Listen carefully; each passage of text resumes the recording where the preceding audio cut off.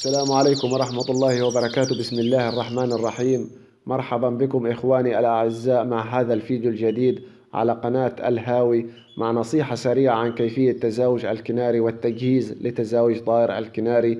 طبعا كلنا يعرف أن طائر الكناري من الطيور الرائعة كي ترعاها داخل منزلك، لأنه سهل الرعاية، وهو طائر يرحب بأن يبقى لوحده مقارنة بغيره من الطيور.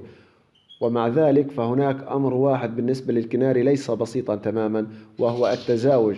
وهو يتطلب تزاوج الكناري بعد التخطيط المسبق، مثل أدوات التعشيش، أدوات متخصصة مثل أدوات التعشيش والأقفاص والمكان والطعام المعين والحظ أيضا، وعملية تكاثر هذه الطيور بطريقة صحيحة أمرا مهما، لأنه يجب أن يضمن لهم بيئة خالية من التوتر، وكذلك فرصة أكبر للإنجاب. إذا كنت تخطط لتزاوج الكناري فافعل ذلك، وإذا كان بإمكانك أن تعتني بصغارهم، وهذا أمر مهم إذا لم يكن لهم مأوى مثل هجران الأبوين للفراخ، أو إذا كانت صغيرة مثلا.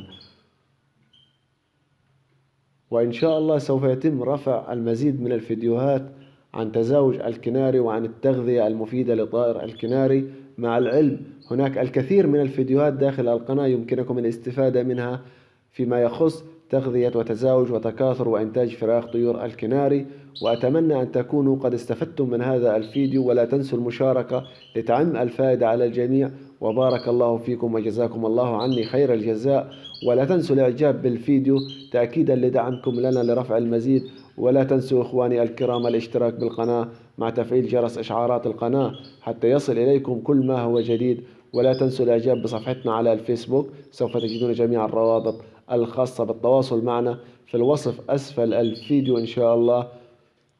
ولمن لديه أي سؤال أو استفسار يمكنه وضعه في التعليقات أسفل الفيديو، وإن شاء الله سوف يتم الرد عليكم سريعا إن شاء الله. ولا تنسونا من صالح دعائكم. دمتم في حفظ الله تعالى ورعايته، وشكرا لكم لحسن متابعتكم، والسلام عليكم ورحمة الله وبركاته.